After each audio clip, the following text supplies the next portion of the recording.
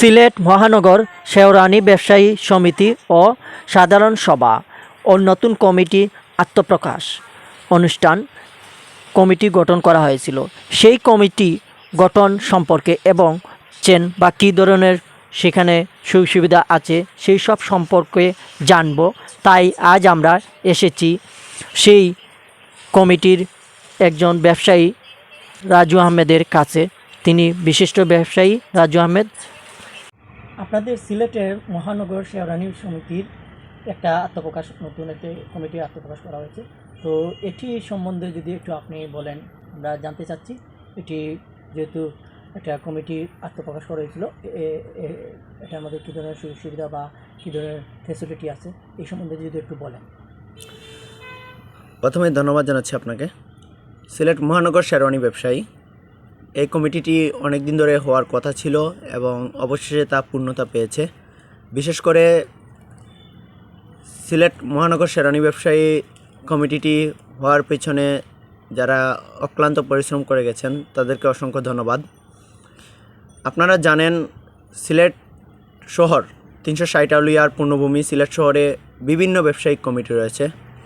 আপনারা দেখতে পারেন সিলেট হাসান মার্কেট ব্যবসায়ী সমিতি রয়েছে, সিলেট মধুবন ব্যবসায়ী সমিতি রয়েছে, বাংলাদেশ চেম্বার অফ কমার্স ব্যবসায়ী সমিতি রয়েছে এবং বিভিন্ন ব্যবসায়িক সমিতি রয়েছে। কিন্তু শেরানি ব্যবসা যারা করে আসছেন তাদের কোনো সমিতি ছিল না, তারা ঐক্যবদ্ধ ছিল না, কিন্তু তাদের একটা মনের মিল ছিল। বর্তমানে তারা একটা কমিটি তৈরি করেছেন এবং এই কমিটিতে যোগ্যদের নেতৃত্বে আনা হয়েছে এবং আমি একজন শেরানি ব্যবসায়ীর সাথে জড়িত থাকার কারণে, আমি একজন শেরানি ব্যবসার সাথে জড়িত থাকার কারণে আমি বলবো বর্তমান যে কমিটিটি হয়েছে এটি ইনশাআল্লাহ আগামী দিনে শেরানি ব্যবসায় একটা অত্যাধুনিক বিপ্লব নিয়ে আসবে। কারণ আপনারা জানেন অনেক গ্রাহকেই আমাদের এখান থেকে পণ্য নিয়ে যান রেন্টে এবং এগুলা অনেক সময় বিভিন্ন কারণে স্মোকির দ্বারা বা বিভিন্ন কারণে ইত্যাদি জলে পুড়ে যায় এবং পুড়ে যাওয়ার কারণে ব্যবসায়ী ভার্সেস গ্রাহকদের একটা মানে মুখোমুখি একটা সংঘর্ষ হওয়ার একটা চান্স থাকে বা কথা কাটাকাটি হয়। সেই ধরনের বিষয়টা থেকে এখন শেরানি ব্যবসায়ীরা এবং গ্রাহক যারা আছেন তারা একটা সন্তুষ্টি পাবেন। কারণ আপনি জানেন কোনো জায়গায় যদি একটা কমিটি থাকে তখন বিষয়টা কিন্তু কমিটির মাধ্যমে সুন্দরভাবে আলাপ আলোচনার মাধ্যমে সমাধান হয়ে আসে। তাই আমি বলবো যে শেরানি ব্যবসায়ী কমিটি সিলেট মহানগর যে কমিটিটি হয়েছে এটি ইনশাআল্লাহ সব দিক বিবেচনা করে এই শেরানি ব্যবসার জন্য একটি সুন্দর সমাধান নিয়ে আসবে এবং যারা দায়িত্ব পেয়েছেন দায়িত্বরত সবাই প্রচুর অভিজ্ঞতা সম্পূর্ণ। তারা যদি একটু চেষ্টা করেন আমার মনে হয় শেরানি ব্যবসাকে আরও আধুনিকভাবে এবং স্মার্টভাবে পরিচালনা করা যাবে এবং প্রত্যেকটা সৃজনশীলতার মাধ্যমে দোকানগুলো পরিচালনা করা আরও সহজ হবে। আচ্ছা, আমরা একটা জিনিস জানতে চাচ্ছি আপনার কাছে। যেহেতু এখন বর্তমানে বন্যায় কবলিত বেশ সিলেট শহরের অধিকাংশ জায়গায় এখনও বন্যায় কবলিত মানুষ আছেন, আর এই সিলেট শহরে অনেক ব্যবসায়ী যারা ছোটো বড় অনেক ধরনের ব্যবসায়ী যারা ব্যবসার সাথে জড়িত তাদের অনেক ক্ষয়ক্ষতি হয়েছে।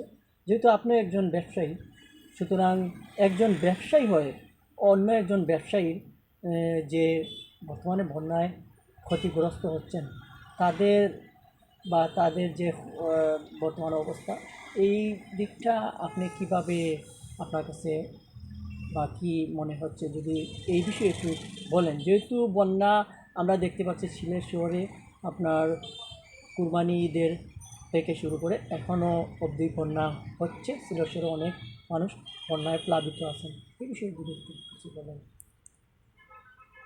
দেখেন, বন্যাটা একটা প্রাকৃতিক দুর্যোগ, এখানে মানুষের কোনো হাত নেই এবং বন্যায় সিলেটের বিভাগের বেশ কয়েকটি উপজেলা এবং সিলেট সিটি কর্পোরেশনের যে এলাকাগুলো আছে 28 নম্বর ওয়ার্ড এবং 29 নম্বর এগুলো কিন্তু এখন বন্যা কবলিত। তো বন্যা কবলিত হওয়ার কারণে এখানে বর্তমানে যে ব্যবসার যে পরিধি আছে এগুলো কিন্তু অনেকাংশে কমে গেছে। তো যেখানে বন্যা হয়েছে সেখানে ব্যবসা প্রতিষ্ঠান খুলে রাখা অসম্ভব হয়ে গেছে। কোথাও হাঁটু জল, কোথাও আবার বুক সমান জল। তো যারা ব্যবসায়ী আছেন তারা তো ব্যবসা করতে পারতেছেন না। তো বন্যার কারণে আমাদের ব্যবসায়ও অনেক সময় অনেক ধরনের ক্রাইসিসের মধ্যে দিয়ে যাচ্ছে।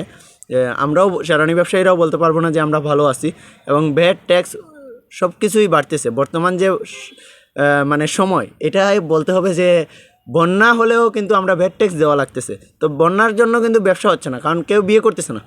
যেখানে উপজেলায় বিয়ানীবাজার বলেন, তারপরে আপনি সুনামগঞ্জ বলেন, এখান থেকে আমাদের কাস্টমারগুলো আসতো, জয়ন্তা জাফলং এইগুলো থেকে কিন্তু সিলেটের নাইরফুলে কাস্টমার আসতো। তারা আসতে পারতেছে না, কারণ তাদের বাড়ি পানিতে নিমজ্জিত, তারা আসবে কীভাবে? তো এই ক্ষেত্রে আমাদের ব্যবসার একটা ক্ষতির সম্মুখীন হচ্ছি। কিন্তু ইনশাআল্লাহ আমার মনে হয় যদি বন্যাটা কেটে যায়, তাহলে আসলে শেরানি ব্যবসাটা আবার ঘুরে দাঁড়াবে, এবং বর্তমান যে পরিস্থিতি আছে সেটা থেকে সবাই মুক্তি পাবে। এবং বর্তমান সরকার বন্যার জন্য বিভিন্ন ধরনের সুযোগ সুবিধা চালু করেছে। এবং আপনারা জানেন যে সিলেটের মেয়র জনাব আনোয়ারুজ্জামান চৌধুরী, তিনি কিন্তু বলে দিয়েছেন যে ওনার শরীরে 1 ফোঁটা যদি রক্ত থাকে তাহলে তিনি এই সিলেটের বন্যায় যারা বন্দী আছেন, পানিবন্দী আছেন, তাদেরকে অভুক্ত রাখবেন না, এবং তিনি সেই মোতাবেক কাজ করে যাচ্ছেন। আপনারা মিডিয়ার সাথে যারা যারা সংযুক্ত আছেন তারা অবশ্যই জানেন, এবং উনি কীভাবে কাজ করতেছেন এটা আপনারা ভালোই জানেন।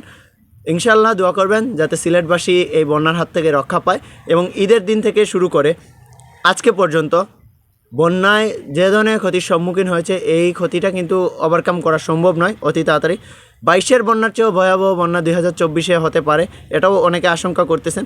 কিন্তু আসলে বর্তমানে কোন পরিস্থিতির মধ্যে দিয়ে সিলেটের মানুষ যাচ্ছে তা বলা যাচ্ছে না, কারণ যেহেতু বর্ষা মৌসুমের শুরু হয়েছে, এবং এটা কিন্তু আরও 1 মাস চলমান থাকবে বর্ষা মৌসুম। সো বোঝা যাচ্ছে না এখনও কী হয়। আল্লাহর কাছে দোয়া করি যাতে আমরা সিলেটবাসী এই বন্যাকে প্রতিহত করে সামনের দিকে এগিয়ে যেতে পারি, এবং আমাদের ব্যবসায়ী ভাইবিন্দু যারা আছেন তারাও যাতে তাদের ক্ষতিটাকে কাটিয়ে উঠতে পারেন, কারণ এক ব্যবসায়ী আরেক ব্যবসায়ীর ভাই। তো আমরা চেষ্টা করব যাতে সবাই মিলে একটা সুন্দর সিলেট উপহার দিতে পারি সবাইকে। ধন্যবাদ।